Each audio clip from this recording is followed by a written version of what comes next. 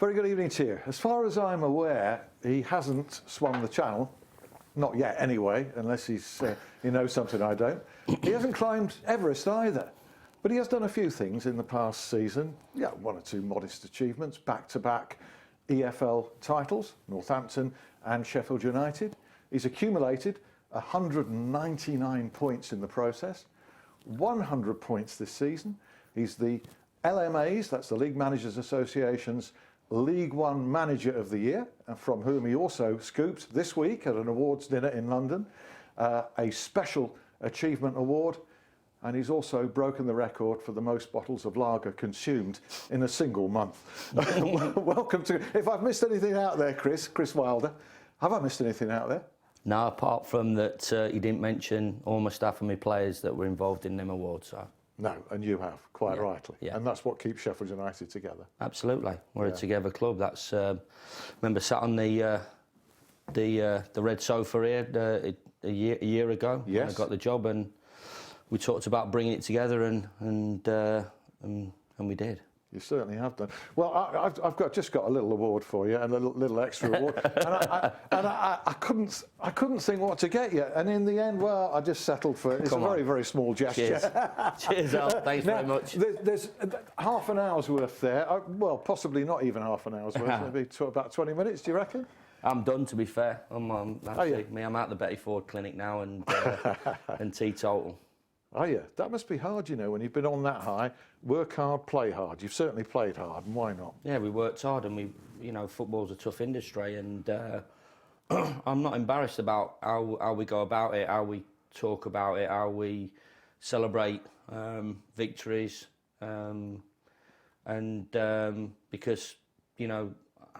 I've been through it, and I mentioned in my speech at the LMA Awards, we played at Port Vale towards the back end of the season, and me and Michael Brown were arguing over a decision. So you wouldn't be surprised that Michael was arguing about a decision, and we went toe to toe. And one of the things that he said to me was, "It's quite easy for you being at the top of the division." And I said, I reminded him that I've been at Halifax for a few years, and I was at Northampton as well, and when we were bottom of the division. So for a football manager, it ain't always sunshine, and I like to think that a lot of the stuff that has held me in good stead, myself and the staff, has happened when you go through bad periods and when it rains. Yeah, you've done a long apprenticeship, and it has rained during that time, not least when you had to keep Northampton in the league.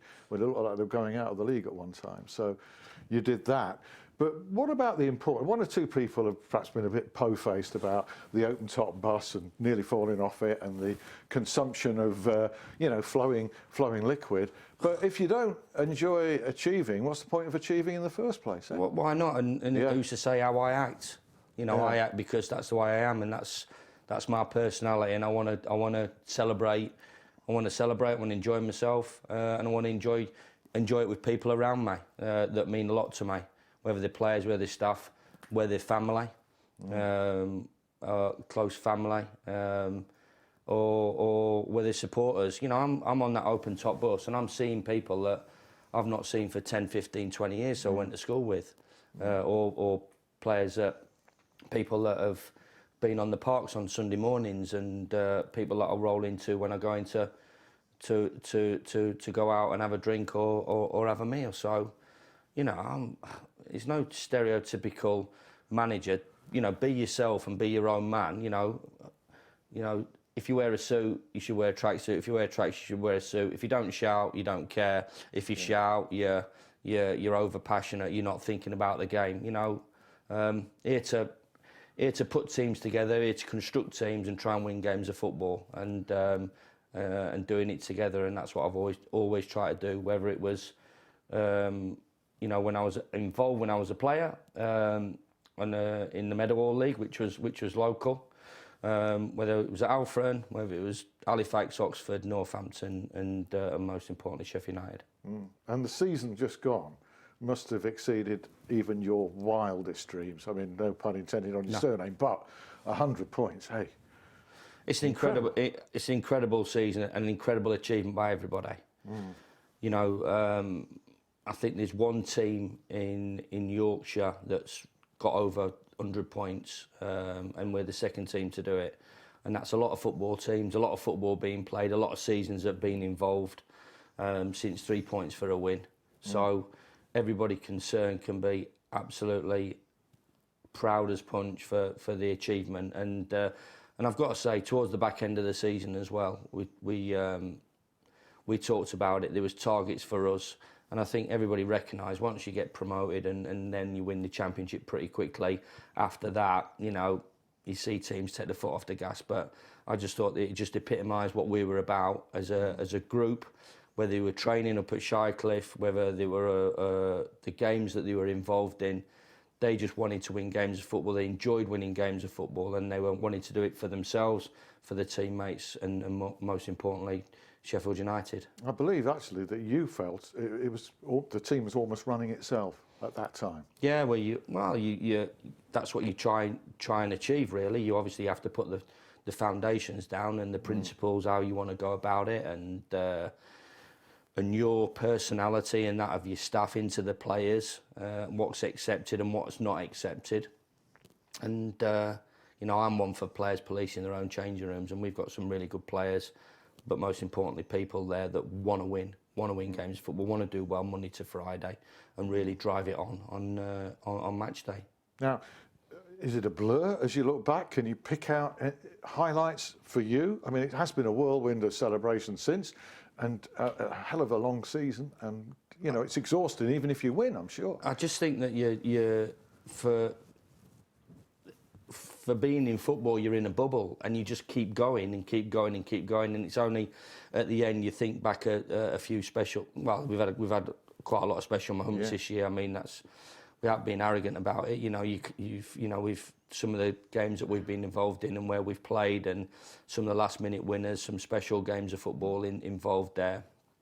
And if you win, that's going to produce. If you win and you play well, that's going to produce, you know, moments that will stay with you forever. And yeah, there's loads in that season, and it's one that, you know, the club was ready for it. I'm absolutely 100% certain. The fans were waiting for a season like this, and to produce it with the staff that we've got and the players, and produce those moments that, you know, I was involved in, and people talked to me about the Darlingtons, about the Leicesters, you know, the sort of the last sort of 25, 30, 35 years, special moments, because obviously being involved at this football club, you know, there's been quite a few lows as well, Al.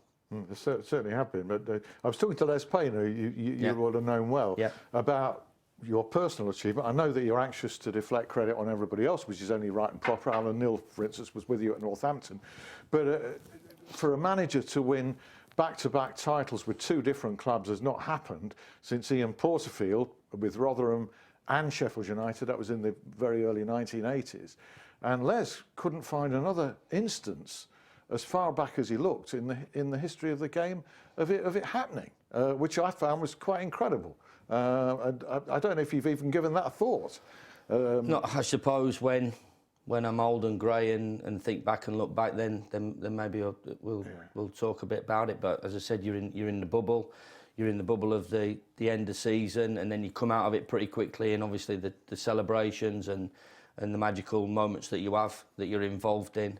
You know, the Bradford, the MK Dons, the Chesterfield game, then the Player of the Year, then the open top bus and whatever, and then it starts again. Yeah, it's ridiculous. It is relentless, and you know, it never stops, and you're on to the next challenge, and obviously we've got a big one in front of us, because, you know, you get a taste of success and you want more, and I think the players have had that this year. They've enjoyed Saturday at 4:45 or 10:05 when they've won a game of football, and they're on to the next challenge. And myself as a manager, I'm exactly the same. You also have the challenge of the transfer market, but I know you prepare a long way ahead. Yeah. Paul Mitchell's been in here, Mitch, and it was quite clear that, you know, way back you were looking at the Championship. And What about your recruitment strategy this summer? I'm obviously going to pretend to ask you about a couple of names that you probably won't comment on, but you've signed Chet Evans, obviously. You've signed Enda Stevens from Portsmouth, and you've signed Nathan Thomas from Hartlepool as well. And the common thread with those, and the two that you've most recently been linked with, are that you're recruiting players on the up from lower than the Championship. We will sign Championship players. We're not scared of that. I'm not scared of that. I'm not scared of dealing with Championship players, because they're human beings and they've got to fit in like these other lads have had to fit in. You know, we've had to deal with Billy this year and Paul Coops and players that have played higher up in the Championship. Chris Basham's played in the Premier League, so I've got no issues about that. But this is our way. It's our way.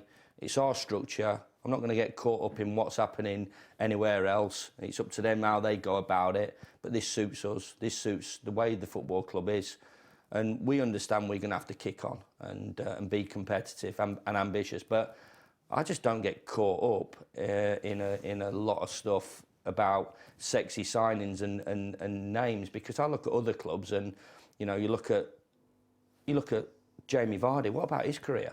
He's playing for England. Dele Alli was playing in League One. He started off at MK Dons. He's one of the best players in the Premier League. Yeah. Jamie Vardy ripped it up for so many years. Yeah. He was up the road at Stocksbridge. Yeah. Don't get caught up in where they've been. You know, they might have had a little bit of a career. Where are they now? What they're doing? What's their attitude like? What's their desire like? And can they fit in with what you're trying to achieve? So, you know, we'll spend money. We'll be competitive, but I will walk away from deals. And I want players to come to us for the right reason. And I'm not ashamed about that. I don't get caught up or with all the stuff that goes about regarding transfer fees. We want value for money. We want players to come to it, and then we will reward them in a way that I think is the right and proper way about it. And we will pay decent money for players. We have done. We will do going forward. But you know, the football club's going to be here longer than me. There's no way that we're gonna go into financial meltdown. There's no way we're gonna the history of what's happened in the Championship, especially the last day of the season. You've got Notts Forest, you've got Blackburn, you've got Birmingham, all have got financial problems. And you know, this has got to be a progression, and that's what we're looking for within a structure, and do it, you know, that way. Well, it's refreshing because these are players who are progressing and have got a further opportunity to progress. All those players mentioned, plus the two you've been linked with, who I'll come to in a minute. All right, I'll mention them now. Ryan Leonard of Southend. Any comment? Yeah, we put a bid in. Yeah. Yeah. And we'll do it the right way. I've gone through the front door with Phil Brown, spoke to him. We've put a bid in. He's recognised that. They've put it out in their local media. We've put it out in our media, and then we'll see where it goes. And if it gets to a number that we can agree on, and we feel that that's the value, then hopefully we get something done. If it goes above it, then we'll move on. So it's been the initial offer's been rejected then, and you move on. It's a normal start of 10, probably. Correct. Okay, and then obviously Ricky Holmes of Charlton Athletic. It's been around a few years. Good. Same. We've put a bid in, and we'll see where that goes. But you know, we've got players that have, like I said, played in Premier League and played in the Championship. What we won't do though, Al, is have somebody on that number and somebody on that number. Right. Because for me, that bad team spirit. For me, that doesn't work. Now, I'm not saying that number doesn't become bigger as you progress, because it has to, and it all moves forward. But to have that and that, for me, doesn't work in the way we want to go about it. If you get those two, if you were to get Ricky Holmes and if you were to get Ryan Leonard as well, there's a common theme that along with Enda Stevens and Nathan Thomas at Hartlepool, they'll all have been possibly the best players at their clubs this last season. How important is that for you? Well, they're good players. Yeah. They're good players, and we feel we've signed good players. Yeah. We signed Simon Moore out of Cardiff. You know, he wasn't playing at Cardiff, but that's a Championship club. You know, Championship clubs were looking at Flekke. We signed him and we got him in front of us. We showed him round round the ground, and we talked to him about what we're going to do and why we're going to go about it, and he wanted to join. Mark Duffy played for Birmingham, so the argument that we're just shopping at Aldi is I think is if people want to take that with us, I don't care. We just we've got it's all about the team. It's all about sticking the team out there and see if they can go and get 3 points. Plenty more speculation to come. I mean, that would be 5 signings, I think, if the 2 that I linked with. In total, have you got a figure in total that you're we have. Yeah, we're short at centre half, obviously. James Wilson has been made available. Ethan's gone back to Wolves. Obviously, he's in a situation there. So we're straight away with 2 light on our centre halves. And there's various other positions that we need to cover. We need a good group of 23, 24 players with good attitudes, but want to do well, want to progress, see this as an opportunity of progressing their careers and going from now. Several more to come. There's also a managerial transfer market. I mention this to you because I often on Twitter, I know you don't, I'll explain Twitter to you when we're off air. Cheers, Al. But I get plenty of comments, Blades fans, I think possibly quite naturally, they see you linked with other jobs, and at the moment there's an incredible number of them. Middlesbrough, Sunderland, Leeds, Gary Monk left today, there's Crystal Palace, possibly Southampton, Hull City, and they get worried. I don't think for 1 minute you're going to leave Sheffield United, but do you understand this concern that they have? Yeah, I get it, and it's because we're doing well, and the players are doing well as well, so there'll be speculation about that. So we'd rather have it, but I'm first year of a 3-year deal, so I'm content. Why wouldn't I be? What we've done this year and where we think we can take the football club. So I've always been quite relaxed about stuff like that, Al. Well, it's a compliment to you and to Alan. No, very much a compliment. Yeah, and if regarding stuff like that, we just get on with us jobs. And if Sheffield United obviously want to come and speak to us about extending, of course, I'm going to be sitting down and talking to them and obviously wanting to know where the club are going and am I going to be part of that? Yeah, you said if. You indicate they haven't done? Or? Yeah, I mean, we've had. I speak to Steve Bettis, the chief exec, all the time.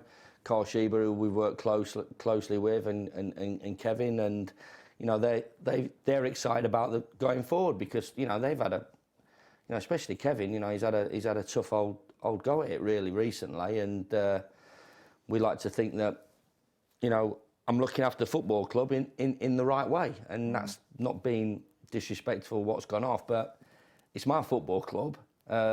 And if things aren't right, it comes out of not only Kevin's pocket, but pals who buy season tickets. So we have to make sure that it's run properly. I have to say, without involving you in this comment, that I thought a new contract would follow what you've achieved this season as night follows day. So I'm a little bit surprised. I mean, I don't want to make a big thing about it, but I should imagine there will be a conversation, and we'll talk about it. So. As I said, I'm totally relaxed about that, and love to kick on into the new year and a new season and go from there. Yeah, certainly. That's the other thing that people raised with me on Twitter. I had several today saying, ask him when he's going to get a new contract. I don't know, it's not that simple, is it? It's really not that simple. Your heart is so much in this football club, but I've always written that shouldn't be taken for granted. That can be an Achilles heel for you in certain situations, but I don't know whether you think that. You want to be treated correct and in the proper way, and I have been. I've got nothing but praise and for the way I've been, looked after, offered the job. Really grateful that I got offered the job, and we think that it's a good partnership. Myself and Alan and the staff working with the football club. So as far as I'm concerned, it's onwards and upwards for us. Onwards and upwards. The club's certainly running very, very well at all levels, absolutely. And that completes part 1. Would you believe that's flown? Chris staying on for part 2, alongside Kel Brooks trainer Dominic Ingalls. So 2 supreme sports managers on that one sofa, along with James Craig. Don't know how you describe him. See you in 5. See you.